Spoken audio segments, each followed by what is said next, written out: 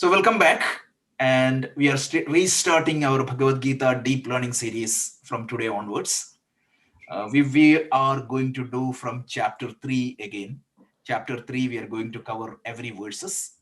The material is already there. I will put the slides exactly as it is in our share drive earlier. So this week's slides are already published. So you can access that. So at least 3-4 days back, you will have the slides. So you can go through that. If you want to have a soft copy in front of you, you can do that. Otherwise, we will do this interactive mode. So before we get started, let's have some chanting, because that was one of the feedback I got from everybody. Some 3-4 verses we can chant every day. So let's have Anu chant the first 5 verses of the 3rd chapter. So from there we'll go. So Anu, could you chant the first 5 verses? Sure.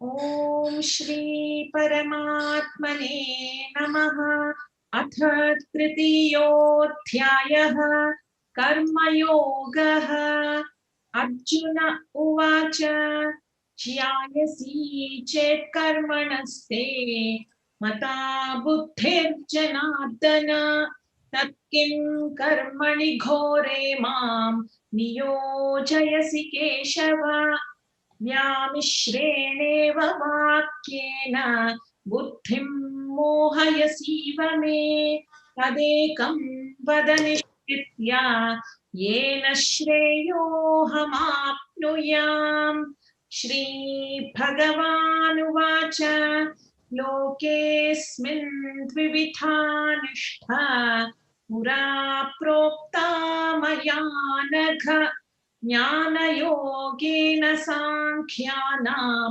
कर्मयोगेन योगिनां न कर्मणामनारम्भात् नैष्कर्म्यं पुरुषोऽश्नुते न च सन्न्यसनादेव सिद्धिं समधिगच्छति न हि कश्चित् क्षणमपि जातु तिष्ठत्य कर्मकृत् कार्यते ह्यवशः कर्म sarva prakriti jairgunaihi. Thank you, Anu. So it is always nice to start the class with some chanting. So please remember, we already published the verses. So please have a printout or a soft copy in front of you. You can write notes. And if you write handwritten notes, it is said that it is always good. You can remember this thing very properly. So it is my request, please have these copies ready so that you can learn the chanting and also you can memorize some of these things. So with that, let's get into chapter 3. The chapter 3 is known as Karma Yoga. Karma Yoga, if you really think about Bhagavad Gita, the central teaching of the Bhagavad Gita is centered around Karma Yoga, because Karma Yoga is probably the most highlighted topic of the Bhagavad Gita. So we will do a 5-minute introduction on Karma Yoga, and then we can get into the verses. So the entire purpose of the Bhagavad Gita, it is a manual that drives the human life. Whenever you buy a computer, whenever you buy a printer, or whenever you buy any equipment, you will get a manual. Earlier days you used to get a printed manual, but nowadays, nevertheless, you get a soft manual. And why that manual is important?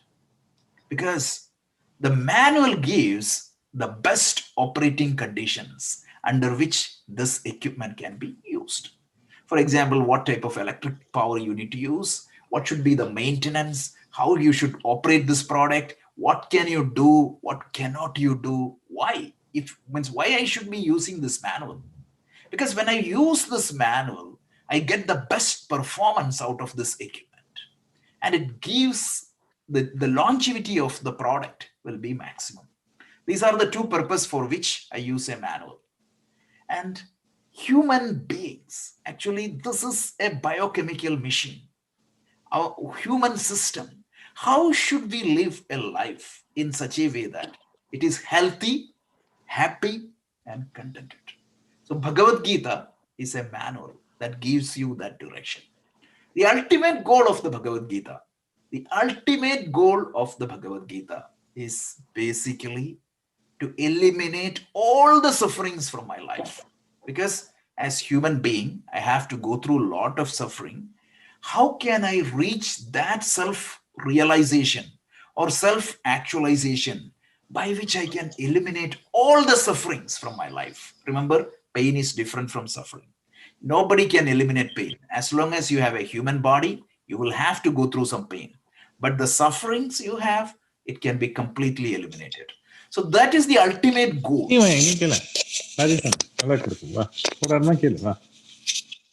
Come here.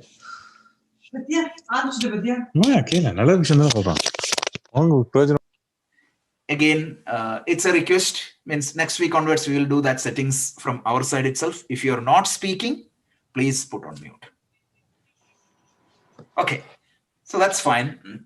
So now, actually, the ultimate goal is to eliminate all the sufferings from my life and provide me with a healthy, happy, socially contented, personally contented life. But it's a journey. That journey has multiple steps. If the central problem of my life is my own lack of awareness about myself, the only solution is knowledge. Knowledge is the only solution to remove ignorance.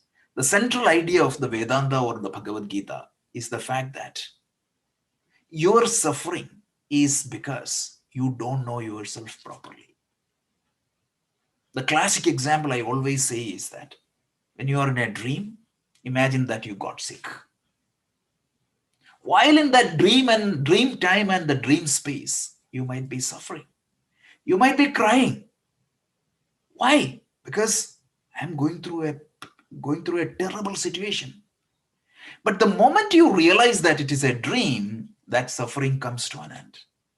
Like that, when you realize that you are not the body, you are not the mind, you are not the intellect, but body, mind, and intellect are some equipments given to me to operate in this time and space. That is the end of all the suffering. And the only way for me to get that is by realizing my true nature. And there is only one means for that. For example, I'm sitting in New Jersey. I want to go to New Jersey. How can I achieve that? Any options?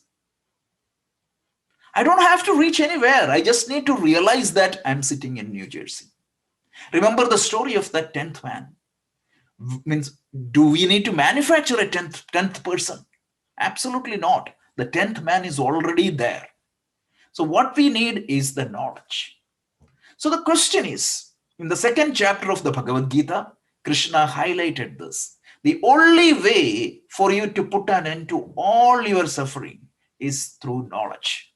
Knowledge is the means by which you can put an end to all your suffering. Then Krishna told Arjuna, right? But immediately what you have to do? You have to go and you do your duties. That seems to create some confusion in Arjuna, right? Another example, I always travel to Cary, North Carolina. What is the means for me to reach Cary? I need to take a flight. But my boss asked me to take a cab. Isn't it contradictory? Exactly like that. Krishna asked Arjuna, the only way for putting an end to all the suffering is knowledge. But you do go and do this action. What is the action for him? It was a war. For each one of us, it's a battle of life. So what is this? Seems to be a contradiction. And this is the starting of the third chapter.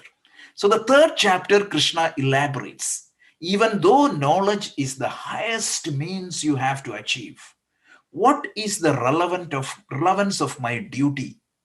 Suppose I wanted to be more spiritual.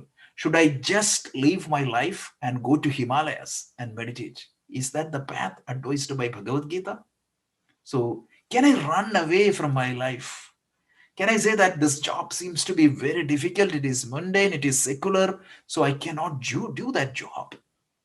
See, you have to work hard, right? You have to pay your mortgage, you have to send your children to college, you have to take care of the family, and for that you need to earn, you need to go through a lot of struggles.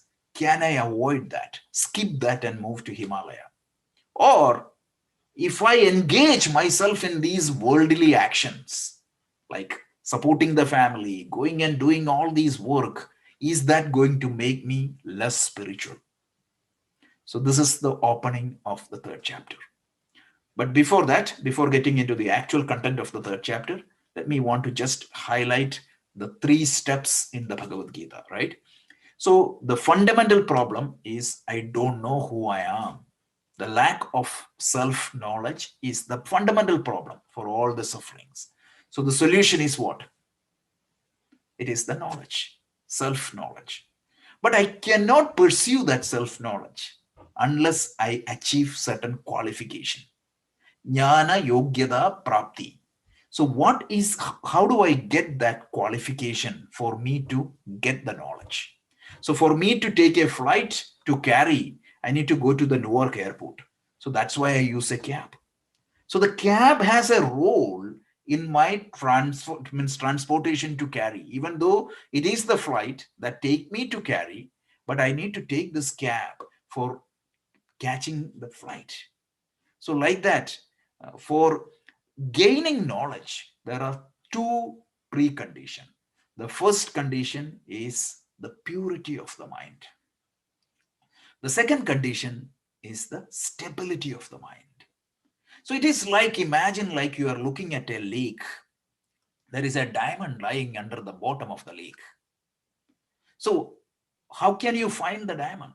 Somebody has to tell you that it is a diamond and that diamond is lying under the bottom of the lake. So that is the knowledge part.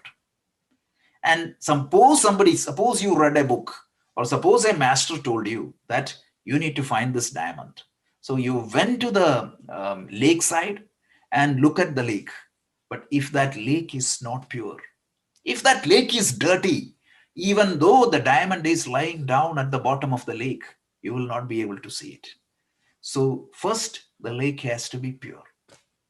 Second is what? If the lake is turbulent, if it is shaky, turbulent, you won't see the diamond again. So if the mind, it is through the mind you are looking at yourself.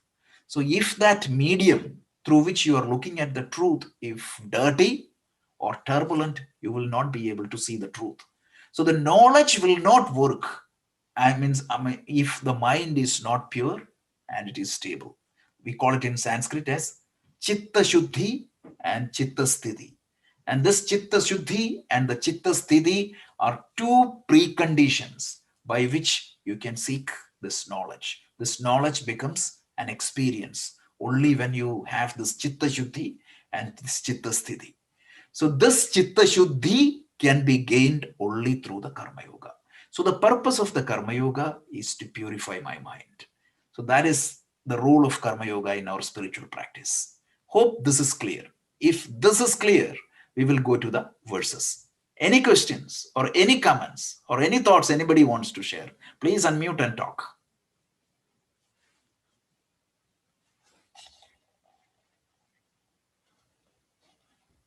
Okay, so if that is, please. No, I was saying it is very clear. Thank you for the recap. Thank you, Jeena. So we'll go to the first verse. So let's go to the first verse.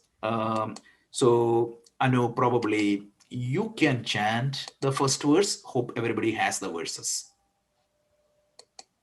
Arjuna uvacha jyayasi chet karmanaste mata buddhir janardana tatkim karmani ghore mam niyojayasi keshava.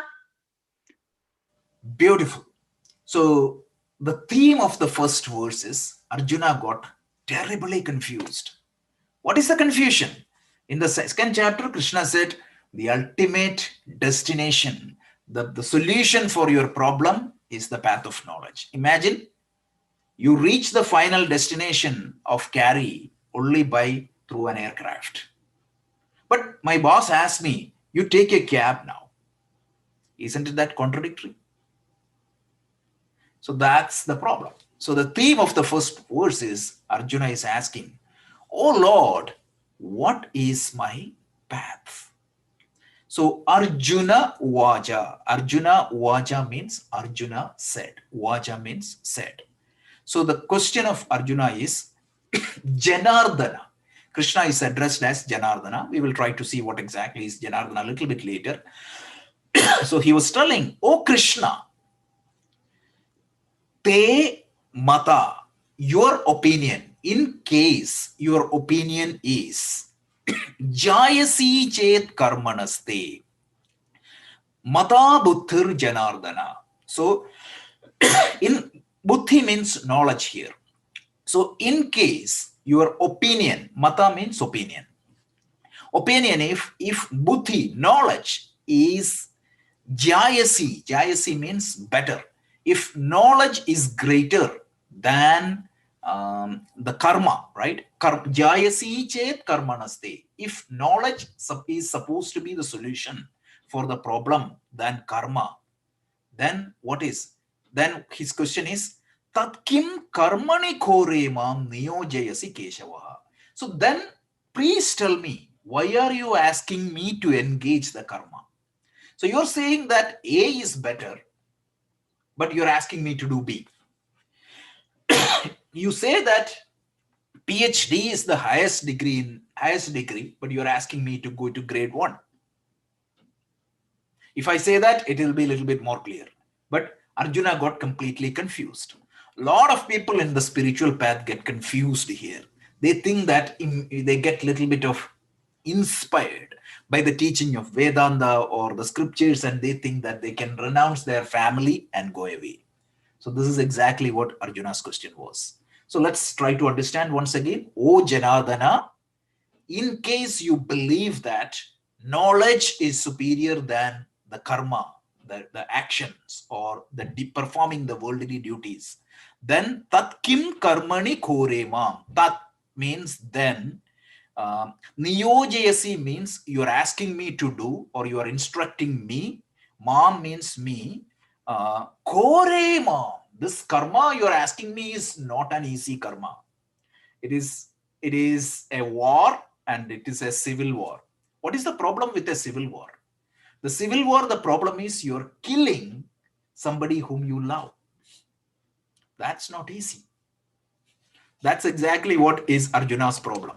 So means if knowledge is the ultimate goal, it can solve all the problem, but you are asking me not to pursue knowledge, but go and do the actions. And that action is not a simple action. So if you really look at the whole life, right? Some people get inspired by the spiritual teaching. And when they look at the job seems to be very difficult. Of course, it is very hard to meet both ends.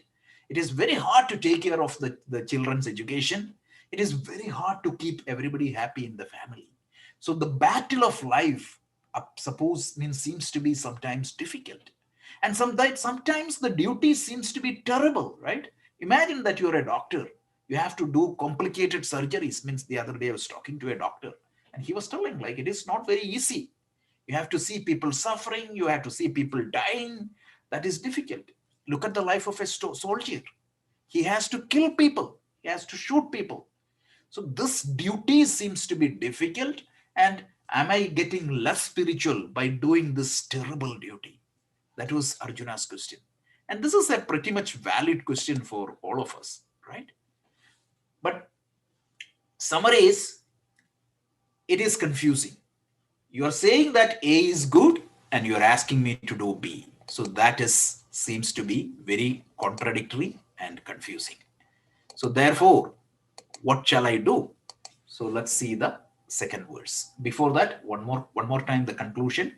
Jayasi chet karmanaste mata buddhir janardana tatkim karmani kore mam diyo jayasi keshavaha. So O Keshav means O Krishna, you think that knowledge seems to be superior to action. Superior means highest, because knowledge can take you to the ultimate destination. Karmas cannot take me to the highest destination. But In that case, why are you asking me to do the karma instead of pursuing the knowledge? So please give me a clear direction. That is the theme of the second verse. So let us listen to the second verse. Anu, could you please chant? व्यामिश्रेणेव वाक्येन बुद्धिं मोहयसीव मे तदेकं वद निश्चित्य येन श्रेयोऽहमाप्नुयाम्. Beautiful. This verse is again a beautiful verse of the Gita. Krishna tells, Vyami shreneva vakyena buddhim mohayasi iva me tada ekam vada nischitya yena shreyo aham apnuvan. So there are two sentences in this verse. So the first sentence, Krishna means Arjuna tells, Vakyena. Vakya means what? The sentences. With the sentences or the words, group of words, with these vakyas, your sentences, vyami shrenena iva. Iva here means seems to be, right? So when you means as a student, when you attend a class, what should be your attitude? One is you have faith in the teacher, you have faith in the subject, and you are asking question for understanding. That is one way of approaching the teachers. The second way of approaching the teachers is what? You don't believe in the teacher. You are sitting there to prove that the teacher is wrong. So whenever you have a doubt, what is your conclusion? The teacher is wrong. The book is completely wrong.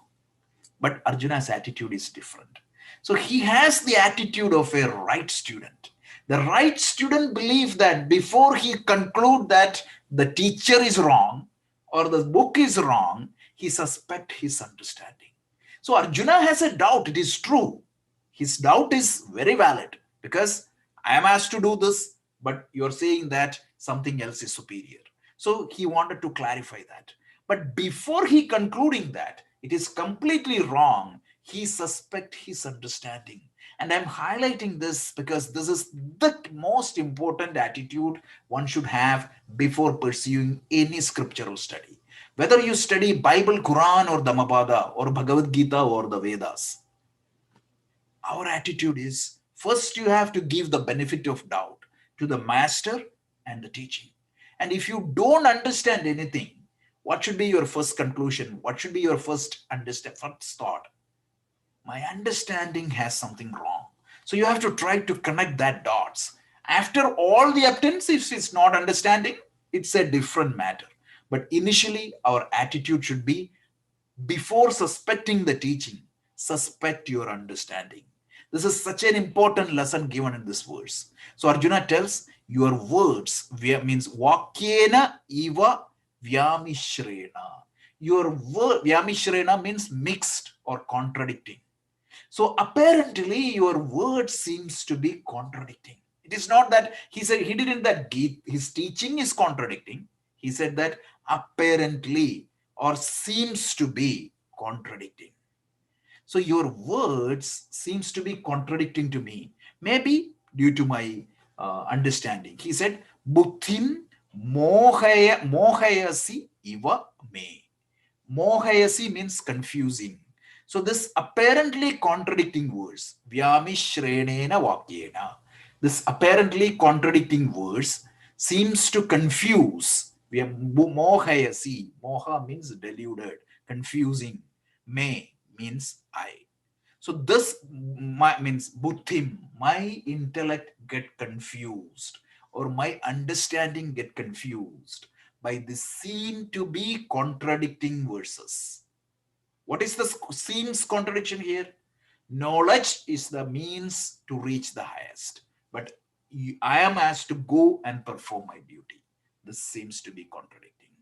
So the first sentence is, with your words that are seemingly contradicting appears to confuse me completely.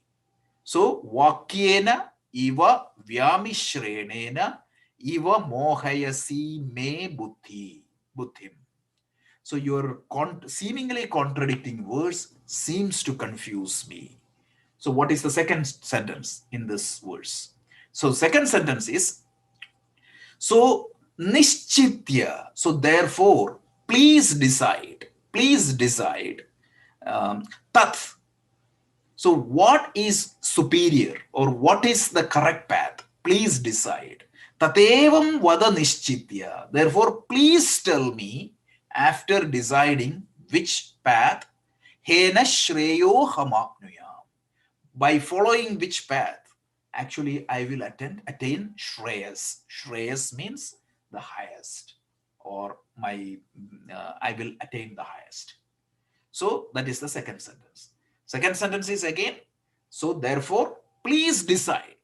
Please decide well and tell me that path which is going to take me to the better me or higher me, or which is going to elevate me. So the word used here is Shreyas. Shreyas means path of good. There are two paths mentioned in our scriptures. One is called Shreyas and the other one is called Prayas. Shreyas means it is the path of good. Prayas means it is the path of the pleasant.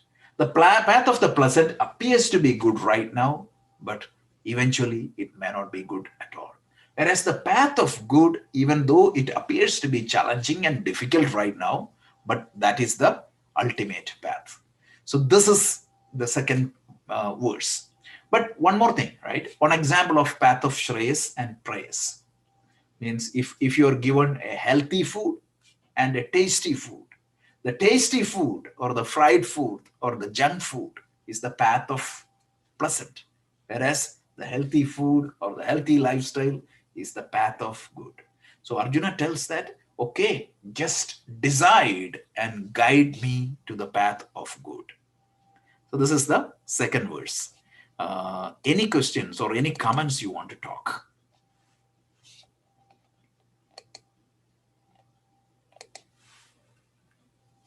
So a couple of lessons from these verses before we go to the next verse.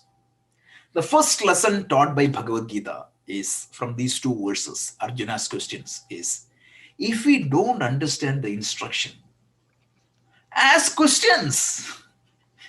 Don't keep mum, right? So if somebody tells you just blindly follow him, that's not showing respect to the teacher.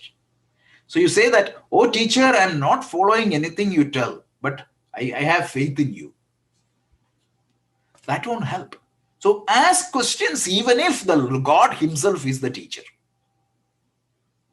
This is very important. Don't afraid of asking questions. Honestly, if you have doubt, ask questions, even when God himself is the instructor. And I was telling this earlier also. Nowhere in the world you see this type of freedom in asking questions. It doesn't matter whether it is Krishna or Shiva or whoever is the authority, it doesn't matter. Actually the freedom is given for questioning, and this is the beauty of our culture. So that's point number one. Point number two is, what should be the attitude of a student?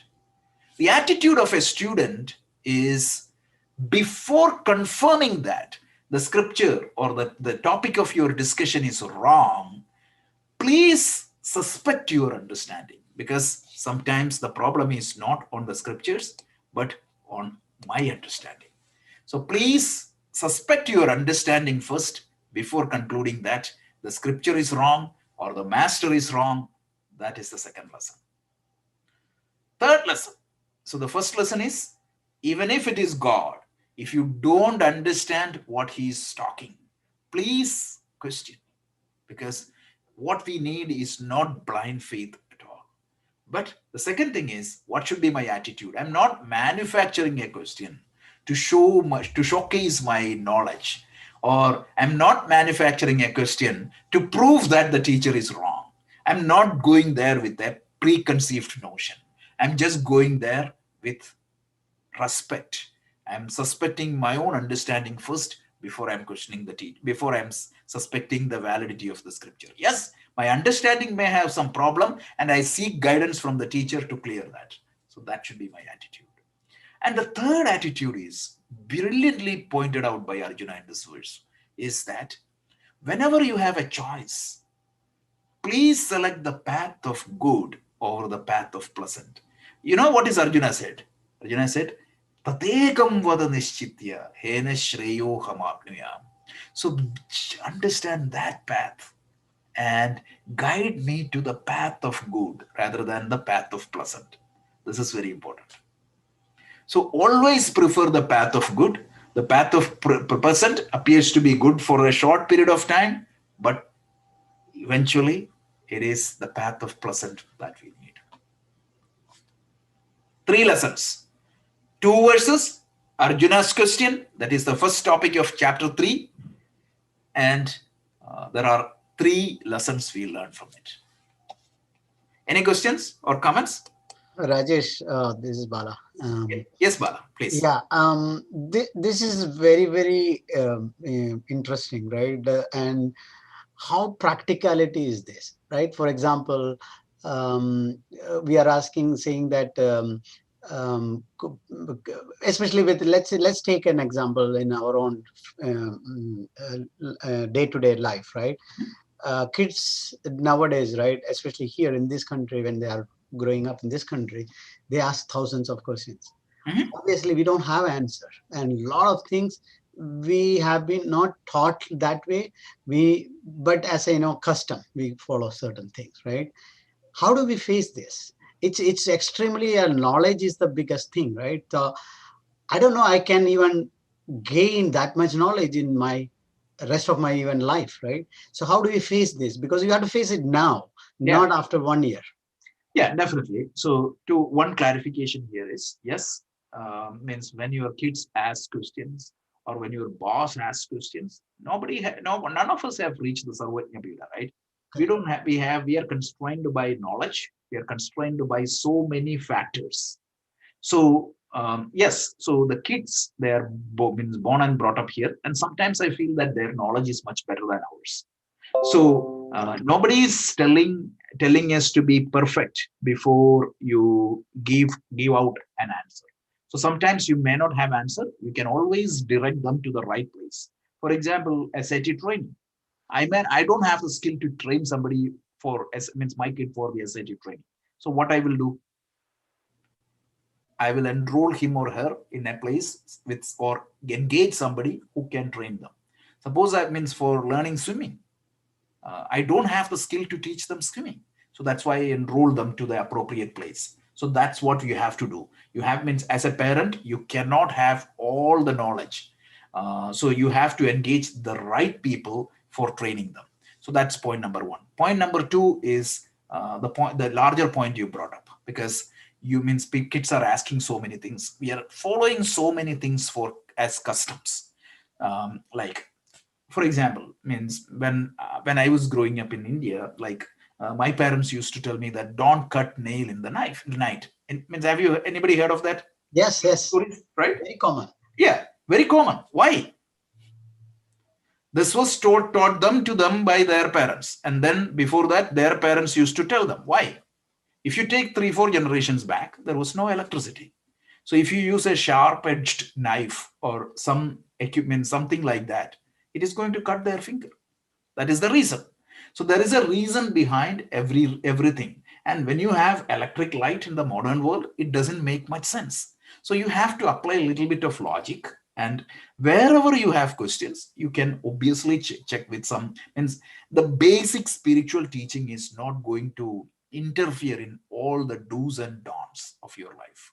So please, means if we blindly follow certain customs and try to apply that in the life of our kids, immediately, very soon, you can say that they will be moving away from this culture, because they will say that this is superstition and it doesn't make any sense. Absolutely. Yes. We have to be very logical, right? So that you need to follow.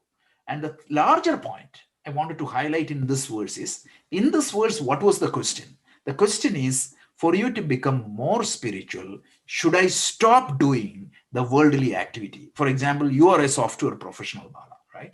You have to work hard. And when you go to work, you have to face 1,500 personalities and 1,500 challenges. and you have lot of struggles, and at times you feel that, oh my God, what a life it is, right? It is so struggling, and sometimes you have to face so many challenges. You have to face this, that, and sometimes you feel that, for how can I improve spiritually? Am I going to get this moksha anywhere soon? Because knowledge is impossible with this life.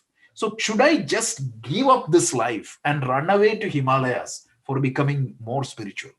Krishna is saying that no, you cannot do that, because nobody can. Because when I complain about my job, right? Means I was just whining to Rajesh Menon before you joined. So it's a lot of work. I may say that, but if I think about my job and what Arjuna has to do in that battlefield, put yourself in the shoe of Arjuna.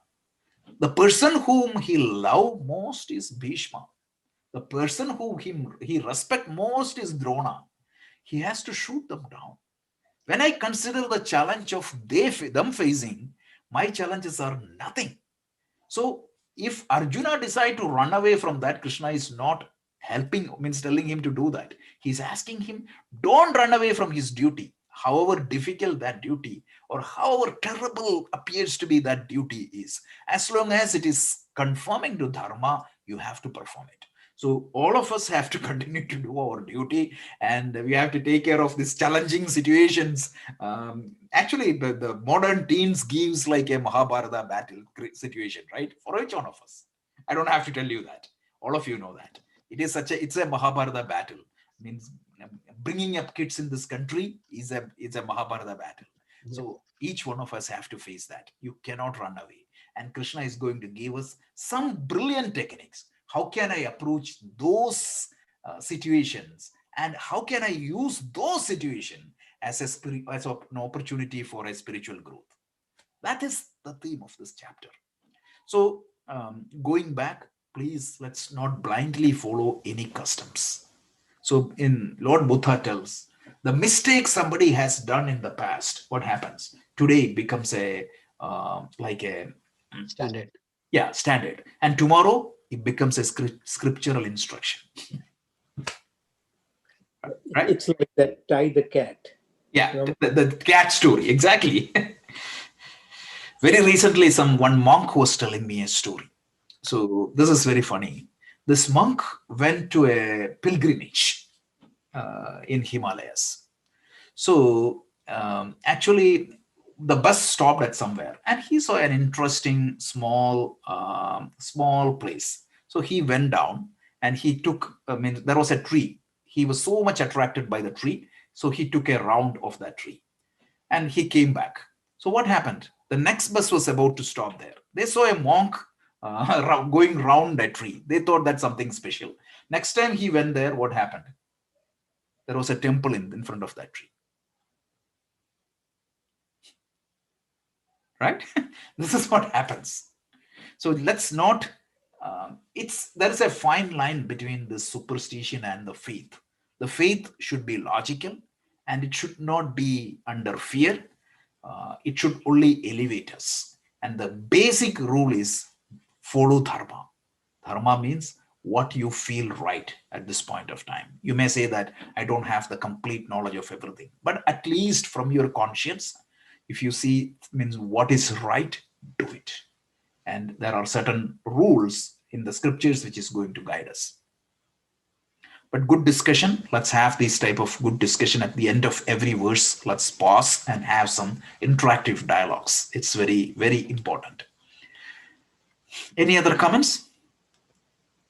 So, couple of interesting points.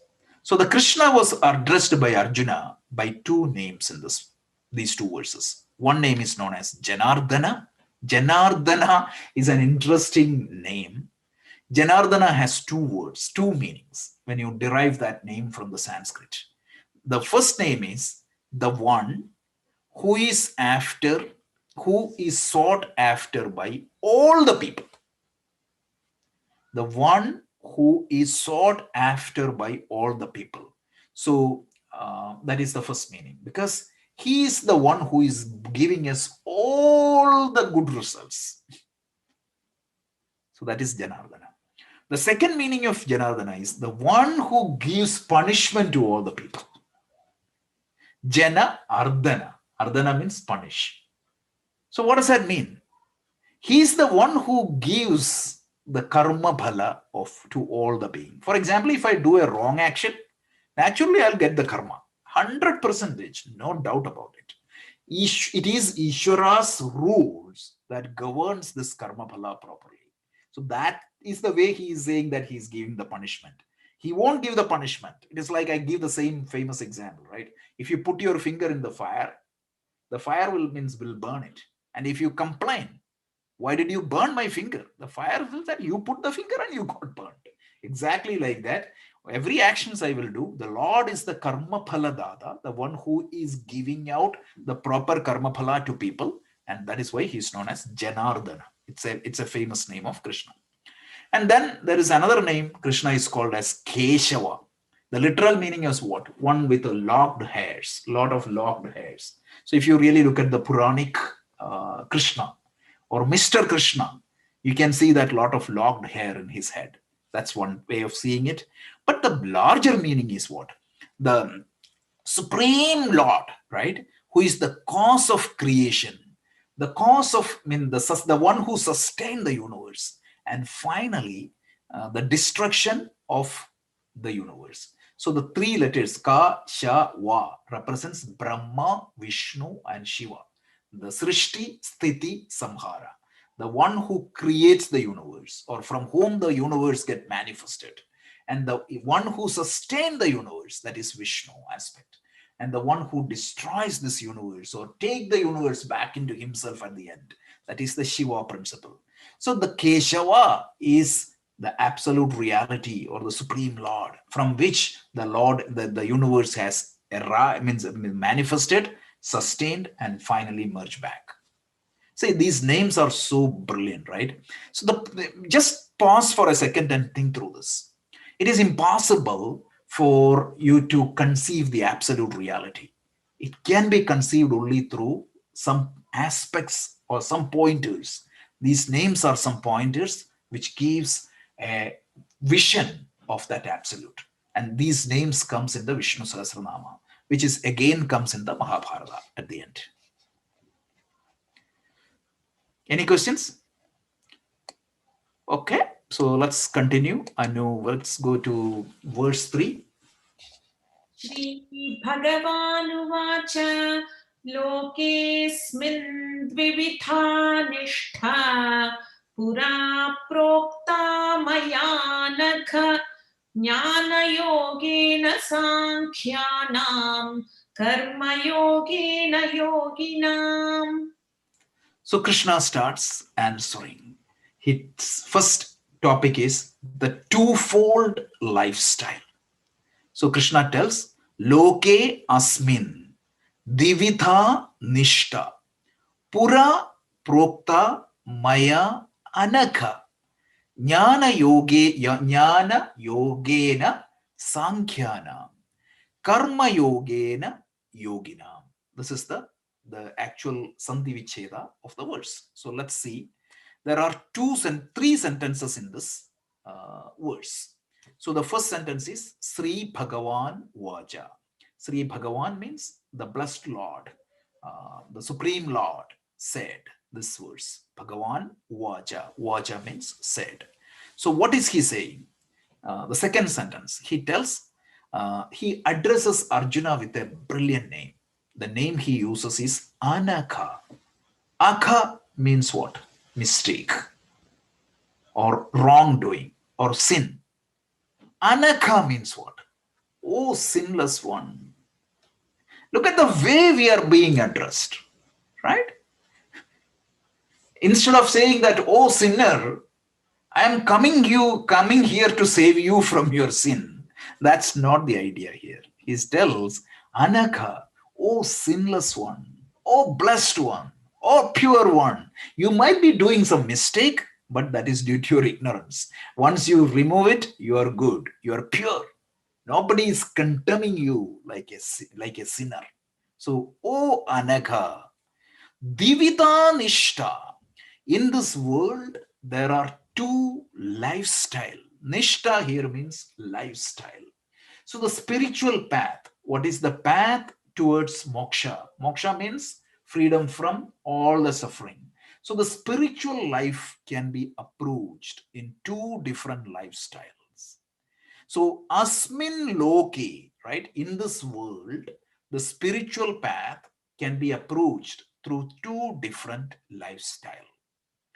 Pura prokta mayanaka. I had told this, means this was told since ancient time. When the world got manifested itself, the whole spiritual path can be approached through two different lifestyles. And what are that lifestyles? So the first sentence is, O sinless one, there are twofold lifestyle in this world given by me ever since the beginning. So here we are talking about the spiritual path. The spiritual path, the spiritual destination can be approached through two different lifestyle. So there is a choice in the lifestyle I can go. And what are that two lifestyle? So that is the sentence 3. So in sentence 3, Krishna tells, Jnana yogena sankhyana, karma yogena yogina. The path, the sankhya, the path of renunciation is for certain type of sannyasis, and the path of action for the yogis. So you can have a lifestyle of a worldly person. You can take the lifestyle of a worldly person, or you can take the lifestyle of a sannyasi. There is a choice, but there is no choice in the steps you need to follow. So this is very important, because without this you won't understand the Gita. So let's talk about that for 5 minutes and try to understand what are all this lifestyle. So we already said, right? So how do I reach the highest destination, or the self-realization? The self-realization, you don't have to achieve anything. You already are. So a dreamer is in fact is not constrained by the dream. The real identity of the dreamer is the waker who is sleeping in the bed. So when the dreamer thinks that he is sick, he is not really sick. And how that can be removed is only by realizing that his identity is not the dream body. His identity is not the dream mind. His identity is something outside that. So that can be done only through knowledge. So knowledge is the means of removing all the ignorance. Now, we said the knowledge can be pursued. Remember, somebody told you to go to the pond, look at the bottom of the pond so that you can see the actual diamond. But before that, right, means if that pond is not clean and if that pond is not calm, you won't see that. So before you can employ the means of knowledge, you need to make sure that the mind is pure and stable. So you have to have some practices which cleanse the mind and which stabilizes the mind. On a broader sense, you can call it as yoga, which essentially consists of karma yoga, which is a bahiranga sadhana. It's an external action. And another thing is called upasana yoga, which we will see from chapter 6. So the upasana yoga makes your mind stable, whereas the karma yoga makes your mind pure. So nobody has a choice on these steps. But how do you pursue this step? One option of pursuing this step is, if you don't have any interest in this worldly life, for example, the clubs or the parties or the families or the movies or the music, if that is not fascinating you, you want to pursue this entirely dedicated life of pursuing this knowledge, then you can take an option called sannyasa.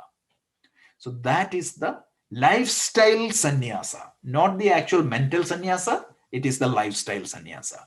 So you can pursue this. For example, Swami Chinmayananda, Swami Dayananda Saraswati, Swami Sarvapriyananda, all these people are pursuing this knowledge through that lifestyle. They have given up their worldly life.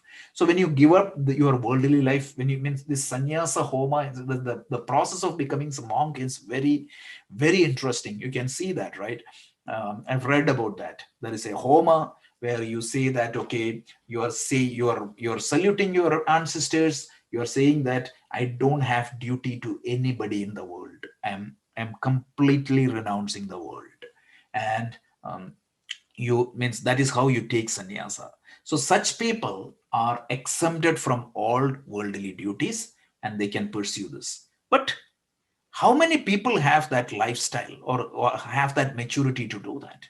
So for example, if I'm interested in American football, if I'm interested in like Super Bowl, if I'm interested in going to restaurant, if I'm interested in watching movies, I'm just talking about myself. I have all these interests. So suppose I take that lifestyle, it won't be suited for me. So you have to stake, it is against my dharma. So if you are not designed for that, some people come to the world with this only. So such people can go to a sannyasi and they will bring grace to the sannyasa. Otherwise, those people become criminals and some people slip away. All that happens. So this is very important. So one lifestyle is sannyasa. So now even that sannyasi, when he takes the sannyasi, he is known as Vividisha sannyasi. Vividisha sannyasi means he has not realized this truth yet, but he is practicing. He is putting all his effort so that he gains this knowledge. And once he gains this knowledge, he is known as Vidwat sannyasi. So there are two terminologies here. One is called Vidwat sannyasi. The other one is Vividisha sannyasi. So until the sannyasi becomes Vidwat sannyasi, the Vividisha sannyasi will have to do some sadhanas for purifying the mind, and he will have to do some sadhana. It may not be the worldly duty, but he might be doing some seva in the ashram. He might be doing meditation. Why he is doing meditation? He is doing the meditation for purifying his mind. That is the Vidwat sannyasi. So that is very important. So the sannyasi also has to go through this purification process. So this is the sannyasa. So what you have to understand is the sannyasi is approaching the spiritual life with a particular lifestyle. So in that lifestyle, he has to gain this mental purity and the mental stability and then seek knowledge. And that is how he gets the realization. Whereas the other path is, it is like you and me. We are what you are doing, right? What we are doing is we are doing a lot of worldly activities. I go and do the work in a corporate world. I go to movies. I do so many other things. But how can I live that life? I can live that activity in the Karma Yoga spirit. So that we are going to see a little bit later. But what we want to highlight here is there are two lifestyles. One is the lifestyle of a sannyasi, and the other is the lifestyle of a worldly person.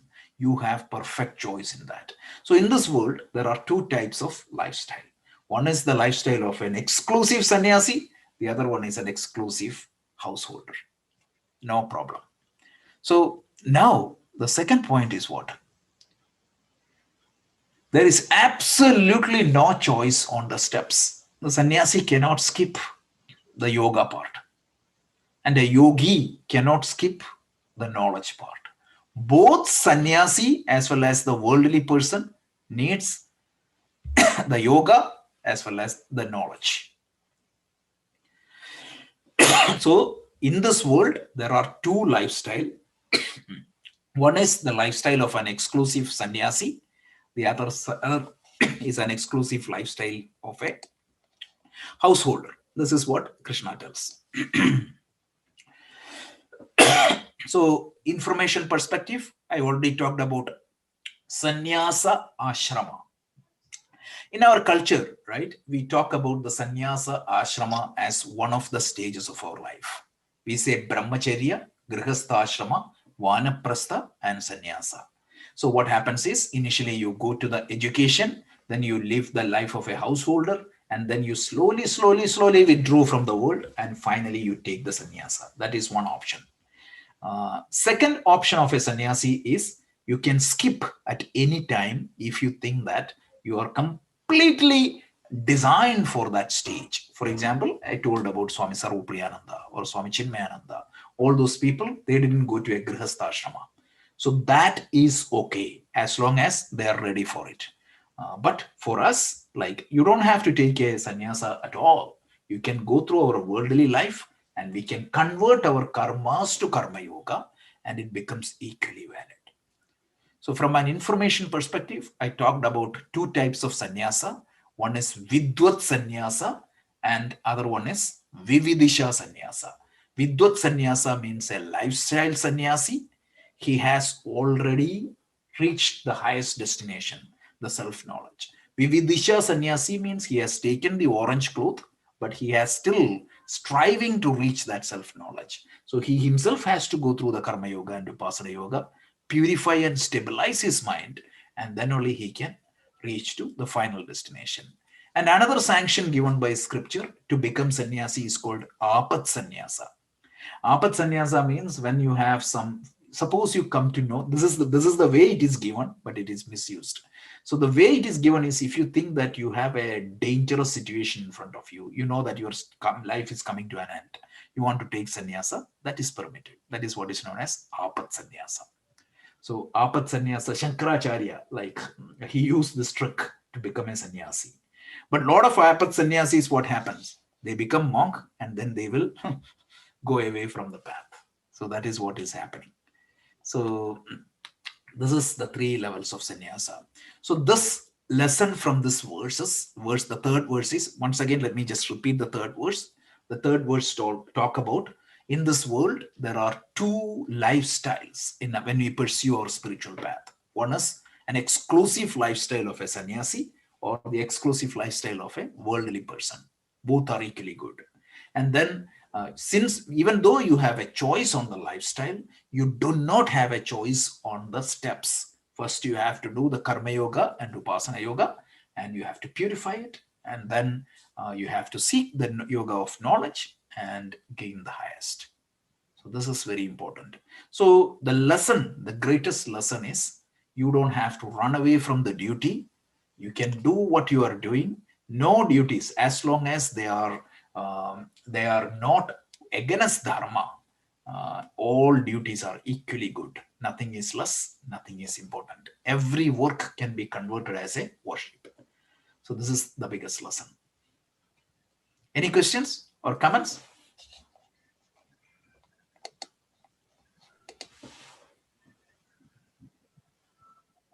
Excellent. So let me recap. Let me recap. We saw 3 verses in chapter 3. The first 2 verses were Arjuna's question. Arjuna's questions was, in case you think that the knowledge is the highest, why are you asking me to go and do karma? Your words seems to be contradictory to me. It's not that your words are contradictory, but it appears to be contradictory to me. So please decide and guide me to the path of good. So Krishna started answering. He said that, don't worry, I'll explain this. There is no choice. So as I explained, right, if you go to carry, it is the aircraft that can take you to carry. But the cab also has a role, because the cab is going to take you to the airport. So you can pursue the knowledge when you have the stability and the purity. Till then, please seek the sadhanas. So that is why there are 2 lifestyles and 2 steps. There are choices in the lifestyle, but there is no choice in the step. The step number 1, karma yoga, upasana yoga, for chitta shuddhi and chitta sthiti. And step 2 is the knowledge, which takes you to the highest. So the lessons we learned, first lesson is, even if it is God, please ask question. Second thing is, my attitude is, before you think that the scripture is wrong, the master is wrong, suspect your understanding. Meaning, approach the teaching with reverence. You ask question, but make sure that you have this attitude. Otherwise, you won't get anything. Third thing is that always try to follow the path of good rather than the path of pleasant. Third takeaway. Fourth takeaway is, just understand that the worldly duties you are doing, it is nothing. You don't have to stop that for becoming more spiritual. This is the lessons, and this is the verses. Good? Clear? Yes, Rajesh. Excellent. So let's listen to these three verses once again. Before I stop, I know it's interest means it's okay to teach these verses to chant. Anybody who wants to learn chanting, we can start that from this week or next week. Based on Anu's convenience, it's up to you. So please post that in the WhatsApp. Like, should we just anybody who wants to learn these verses to chant? It's interesting, right? If you learn to chant, it is interesting. So she offered the support. So let's put that in the WhatsApp, and next week onwards we can start that immediately after this class. She will continue to do the chanting lessons just like we used to do earlier. Couple of announcements. Actually, this is good. Please subscribe the United Consciousness channel. We are going to put all the videos one by one from this week, starting with Swacharya Vivek's lecture. So it's coming. All the videos are coming, and the Project Self channel will have live telecast of these sessions. All the sessions live will be in Project Self, and edited videos will come in Project Gita. So please subscribe Project Self channel. Last week I saw that it was great idea because we have 220 people watched like in last 4 days. So it was a good idea to go through YouTube. This way we can spread this message, because these things are a lot of people misunderstood the teachings of the Gita and the Vedanta. So it's our humble attempt to clarify that. So appreciate if you can subscribe that channel and share that channel with everybody. So with that, let me request Anu to come and do the chanting. Om Shri Paramatmane Namaha. अथ तृतीयोऽध्यायः कर्मयोगः. अर्जुन उवाच ज्यायसि चेत् कर्मणस्ते मता बुद्धिर्जनार्दन तत्किं कर्मणि घोरे मां नियोजयसि केशव. व्यामिश्रेणेव वाक्येन बुद्धिं मोहयसीव मे. तदेकं वद निश्चित्य येन श्रेयोऽहमाप्नुयाम्. श्रीभगवानुवाच लोकेऽस्मिन् द्विविधा निष्ठा पुरा प्रोक्ता मया नघ. ज्ञानयोगेन साङ्ख्यानां कर्मयोगेन योगिनाम्. Excellent. So please have your material verses in front of you. The PowerPoints are already presented. Anybody watching YouTube, you want to get the PowerPoint, please join our WhatsApp group, which is, that means we'll put that under the description. So we will share the PowerPoints also with you. So on Wednesday, I will share the second lesson, which is we are going to see 4, 5, and 6. So Tuesday night, 8:30 p.m. Eastern time, we will continue chapter 8. And Thursday, we will go to Atma Bodha. So Atma Bodha, we are starting a topic, Nidithyasana. So thank you very much. We will see you. I'll see you later.